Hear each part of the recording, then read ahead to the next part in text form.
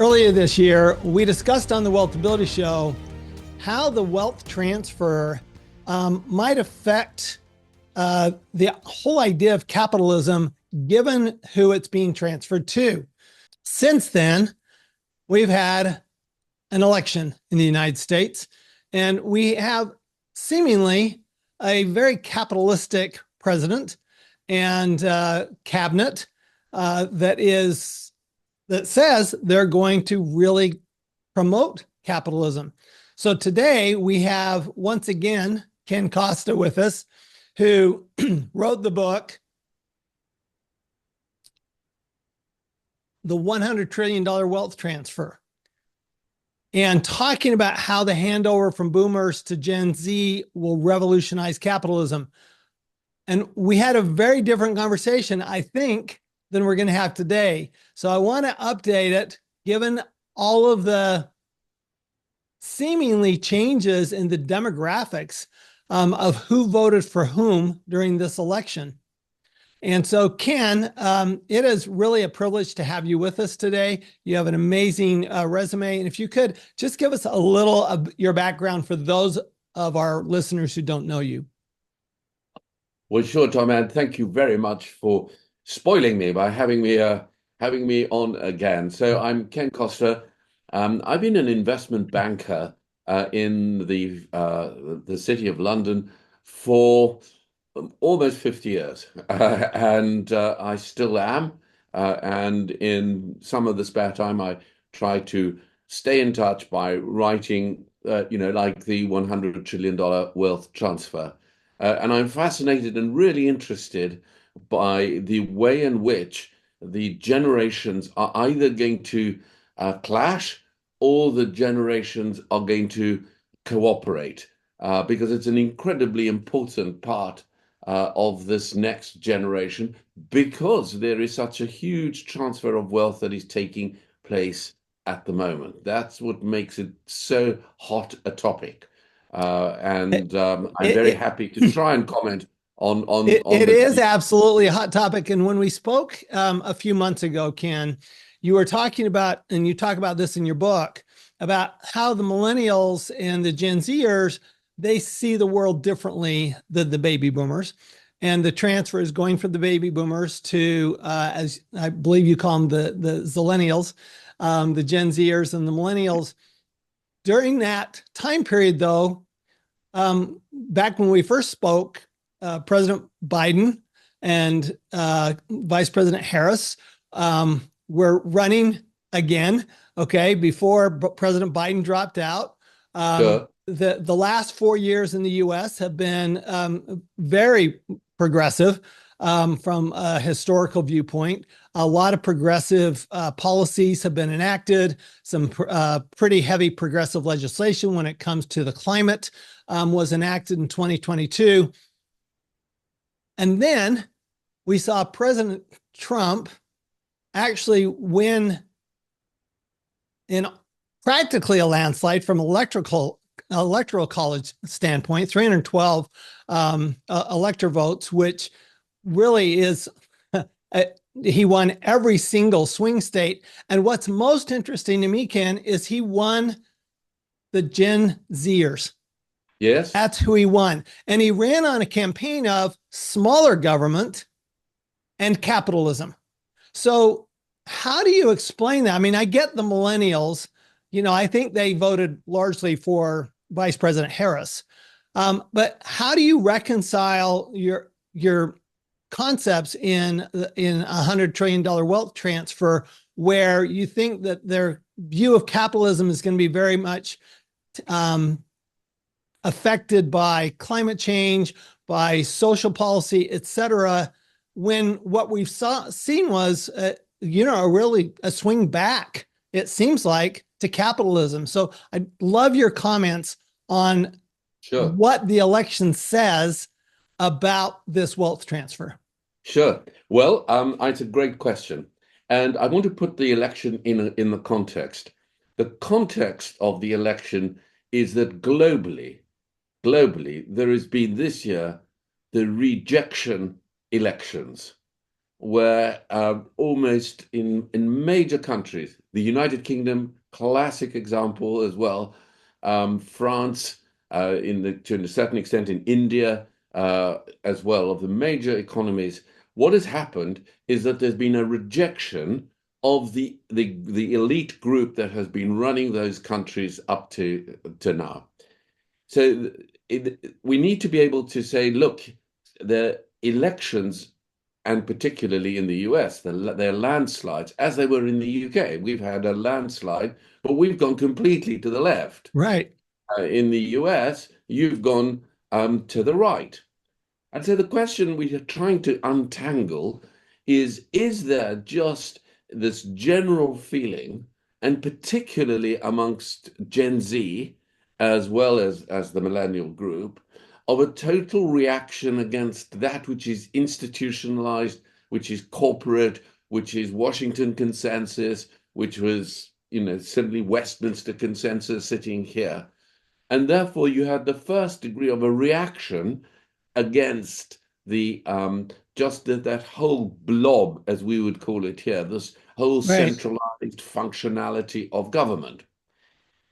And it's very important to be able to say that, because one needs a more nuanced approach to be able to understand what exactly happened in the US election. Because is it just that there was a big reaction against, the cost of living at the most basic level, and a government that in your country as well as in ours seemed to have been out of touch with where ordinary people wanted to go? So I think that is the first thing. There isn't been a wholesale rejection by that Zennial group or the Gen Zs of the next generation. So what I think has happened is that they've concentrated back on saying, we want to do well, but we also still want to do good. And yet, here, let's talk about Germany for a minute. Okay. So, Germany, their government just collapsed, Yes, right? And it collapsed over the renewable energy mandate that they had, and what's going on with that, as well as, of course, has been affected by immigration. We've seen that largely in Europe, which was a very big part of the Trump campaign, of course, sure. was about immigration. So, and you have Italy that went right. Now you have Germany that seems to seems the right wing seems to have taken hold.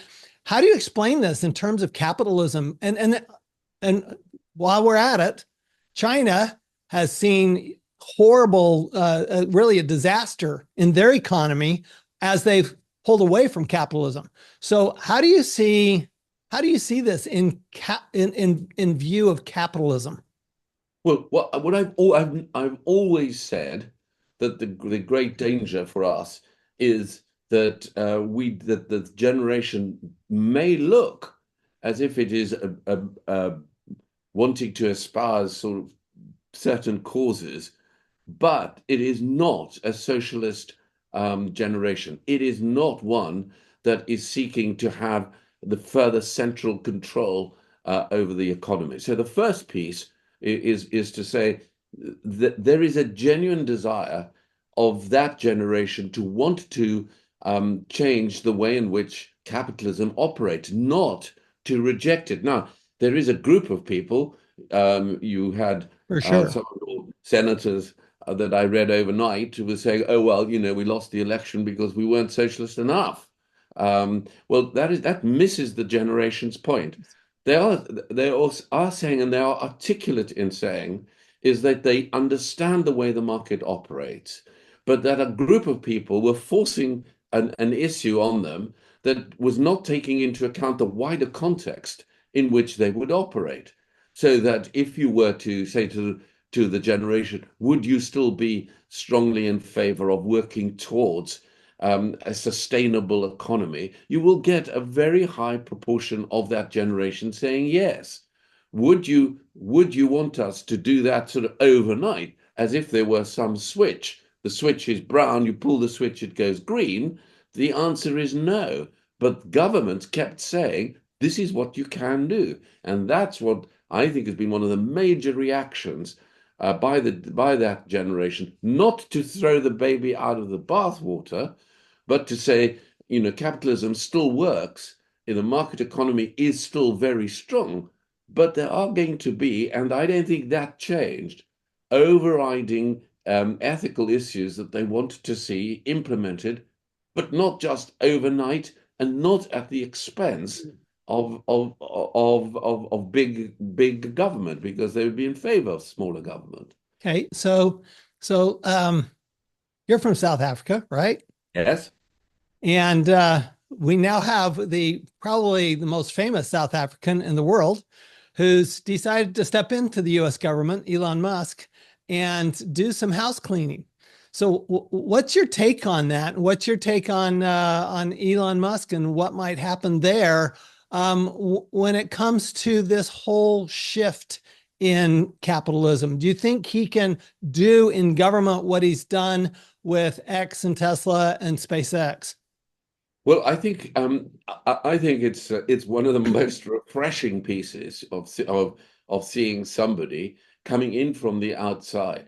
I mean, I was just reading a news report, whether it's right or not, I don't know, that about literally half of the Pentagon's budget seems to be unaccounted for.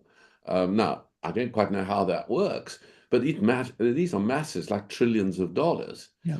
And the external accountability to government. Let us just assume for a moment, one of the reasons capitalism has got into the problem that it has is that successive governments for decades have simply been adding more and more legislation.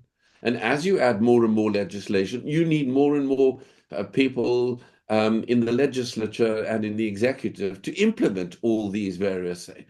And then you create these various bodies that sit between government and start getting powerful ways of interfering in the way in which ordinary businesses are running. And at one stage, and this we've reached that stage, you cannot continue with that level of debt. So I think that this generation are quite savvy enough to be able to say you can't just grow government, whether it's in our country, your country, Germany, or France. But what has to happen is you need to pull back. Now, those that are in the system can almost never do that. Let me give you an example in banking. The guys that put the loans on for the houses in the banks are never going to be the same people who have to get the money back if something goes wrong, because their temperaments are very different. So you bring Elon Musk in and Vivek together with him, and you bet that external influence. Now, the real problem is that government doesn't work like business. Right. The whole machine doesn't work like that. Your entire civil service, as you would have in the various departments, do not have incentives to do things more rapidly. They're process driven. And to make cultural change is going to be much more difficult than simply to take a knife and say, well, I'm going to cut out 10% of the budget. You have to be able to get a whole new way of thinking. And here is where I think Musk has the real advantage in that he'll enable another generation of people who are called into government and working in government to be able to use technology much more efficiently. And therefore, by encouraging, if he does that, if he encourages the Zennials to get stuck into government with an almost like a missional desire to bring about the changes in technology, the different ways of slimming back what has just been a continually bloated government, he will be very successful. But whether he and the president are going to manage to cohabit this space, I think might be a little challenging. That will be interesting to watch It's sure it's going to to be a see if either great one can experiment. take direction from the other. That will be very But interesting. it's a refreshing way. And I mean, the other thing about the US, we still don't know, unless it's happened very recently, who the Treasury Secretary is going to be. Right. So I mean, it's very important that we then see that a generation that is looking to just take the simple fact of the housing market. It is still Gen Z, Zennials, they are still struggling to get Right. onto the housing market. And we've discussed this before. The bank, the biggest lender to this group of people is not the Bank of America, but it's BOMAD, the bank of mum and dad. And because of this huge wealth transfer, they are going to be the ones that are now trying to get into a new position of power, a new position of having a stake in the economy. And that I think President Trump will be able to achieve because he said that's what he wants to do. So, what do you think? What do you think the zillennials, as you call them, what do you think they'll do with this $100 trillion? Where do you think they'll put it? Will they put it into, historically it's gone into a house and then it's gone into the stock market. Do you think they will continue to do that, or do you think they'll actually be more capitalistic in that it will go into starting new businesses because it's so much easier to start a business? Well, I think again, I think I don't. They are not abandoning a capitalism; they're revolutionizing it. They're changing the fundamental ways in which, and I think they're bringing it closer to where it was originally meant to be. The only problem about it is we have got to be sure that they don't think that it can happen by some larger state handing it out and creating it, because governments can't create jobs. Only the private sector can. And that's the encouraging part of the US election. But where will they put their money? Yes, they will want to put it into a home. I think that's an instinct of a community living together, is that as you grow up, you want to be in your own home with your family and growing together. So that I think will remain. However, cryptocurrency, which of course, in a sense, is a defiance. And this is what's so interesting about the president, is that a generation has become distrusting of, as we discussed, that big Washington-based financial colossus, and of course the fiat currency, the dollar. And they're looking for alternatives that can sort of smash through it. So I think they'll invest in crypto. You've already seen that first bit, but we've only just started in that way. Secondly, they'll be much more active in artificial intelligence, and therefore because they're not afraid of what generative artificial intelligence will be able to produce. But it's going to fundamentally change the way in which we look at the world, the way in which we look at work, the way in which we reward people who are not able to be part of this changed world. But they'll be equipped to make that work, to create new jobs, to be more creative. And therefore, that's part of that great change that I think capitalism, which has grown fat and flabby and not fit for purpose, will be able to become much more fit for purpose for the next generation. Interesting. So you think they'll actually be more efficient because they won't rely on the big institutions? Yes, and because not even rely on them, they just don't trust them. You can see. I mean, there are real issues for us in the financial market. One of them, one of the issues, is the gamification of finance. It's a generation that has grown up on the gaming. I mean, Right. everybody got a gaming console. So what's happening now is people are offering you can buy a very small fraction of an Apple or an Amazon or an Nvidia share on an app, and it goes up by, I don't know, a few cents. And suddenly your app starts flashing and saying, Nvidia's gone up again. Would you like to buy some more? And so it becomes a game, or lights start shining up when balancing your interest, or the latest reports that have come out. Now, regulators are themselves concerned that finance can't become a casino. So I think there are going to have to be some limits on restraining some of that excitement over the artificial intelligence companies that are Microsoft and whatever it are, and the way in which finance is being gamified. Well, we've But seen this the strength of it, one last point on it, the strength of it is that finance is being democratized. It is enabling more and more people to participate if you have the technological skills to be able to do so effectively, which that generation has. Well, we've seen this happen with the meme stocks, right? On Yeah, Robinhood, yeah, right? And, exactly. and and this is where we're seeing it. So, and then you talked about crypto, which let's talk about Bitcoin specifically, and and crypto is really just a non-fungible token, right? That's all Bitcoin is. It's a non-fungible token. So, do you see that we'll actually get to more of that decentralization? Do you think that this generation will decentralize more since they have the technology to do it? I mean, you could take any stock and turn it into an NFT, and you could actually back that up through an NFT because you've got a smart contract there.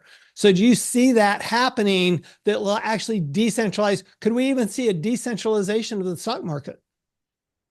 Absolutely. I mean, we haven't begun to see what can be done.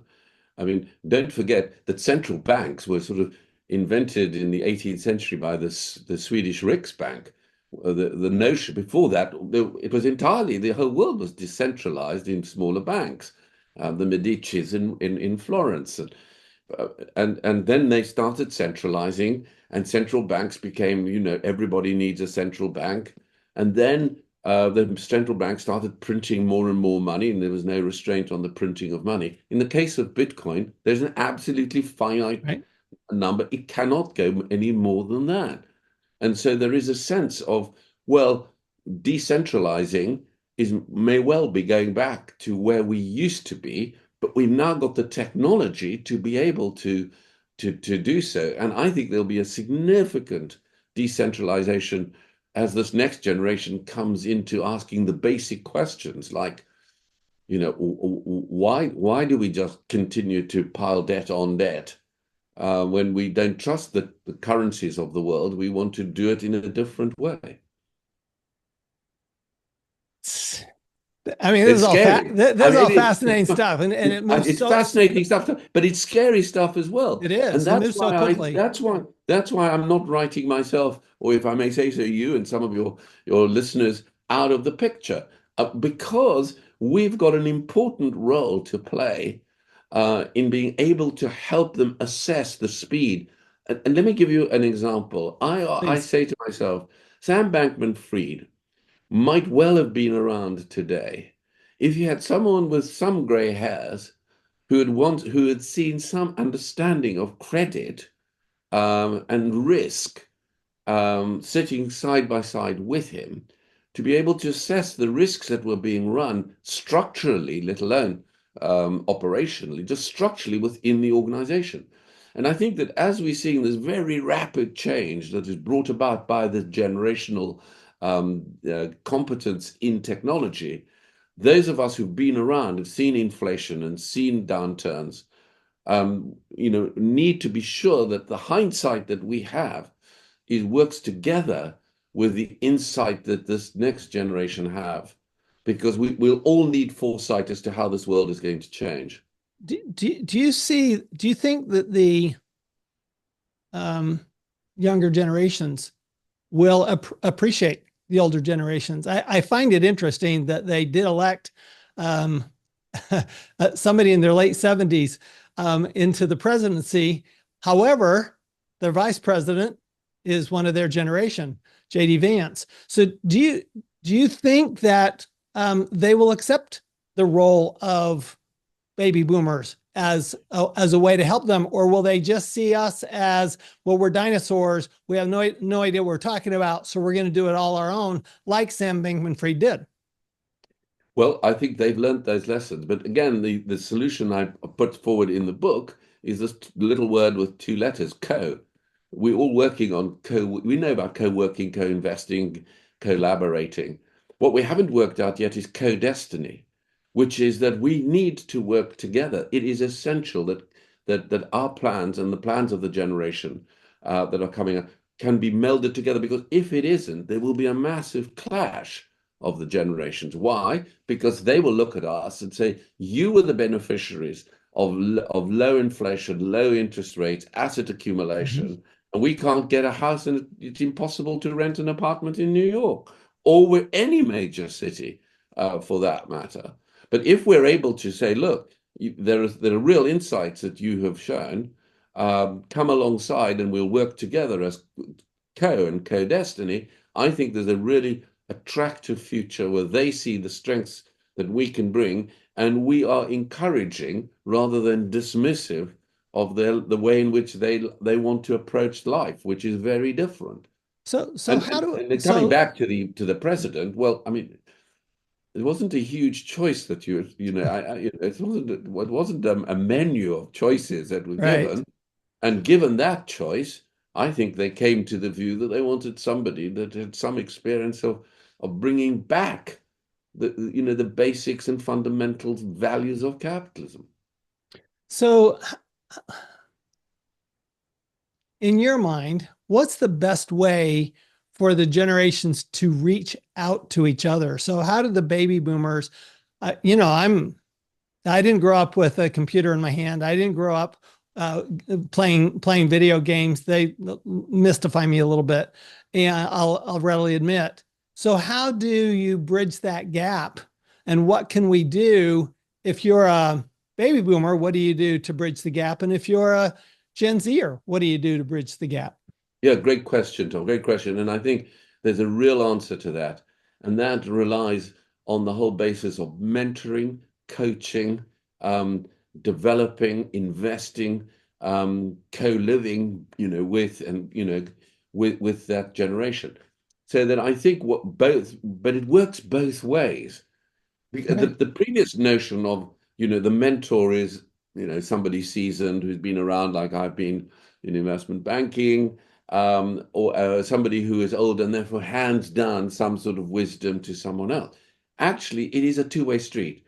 That's the way in which co-destiny works. So I think that the opportunities, and they are at grass levels. They're in who you meet in the local golf club, in your local church, in your local voluntary organization, the people that you socialize with, for an older person to say, yeah, I can help you, and I've got some extra cash, will help on the startup, or here is some mentoring and coaching because I've been in a moving consumer goods company, and I can help you as you start your new consumer product. And equally, I think the younger guys are going to be able to say, I've started this thing and something's happened, sales are coming. How do we run this? I mean, we've got no structure to it. And I think they will naturally look to another generation to help out.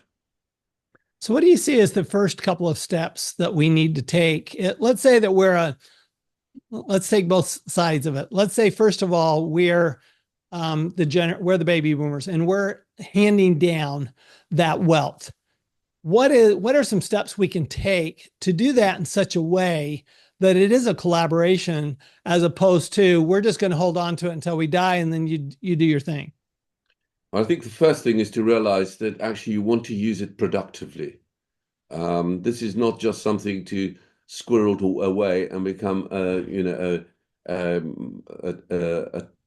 recipient of something from a trust. And I think that for the majority of they want to establish their identity. Identity is very important for the generation. So assuming we're the Zoomers, and we've received this, I think the first thing to do would be to say, I want to use this productively. I therefore want to use what I've got either in a startup or in an investment that will grow, that will create employment, that will create new apps, new ways of technology, sort of strengthening the economy. So productivity, I think, would be the most important thing for the recipient. If you switch the roles and you say, well, I'm the boomer and I see this happening, I would want to say, listen, I've learned one or two things along this road, and I can help out by helping you encourage in your drive for new productivity. So don't just leave it idle there. And therefore, I think we should volunteer, be prepared to. Quite a lot of our age group are sort of slightly fearful of suggesting, well, I don't really know how this whole technology works, and I'm not so sure that I can.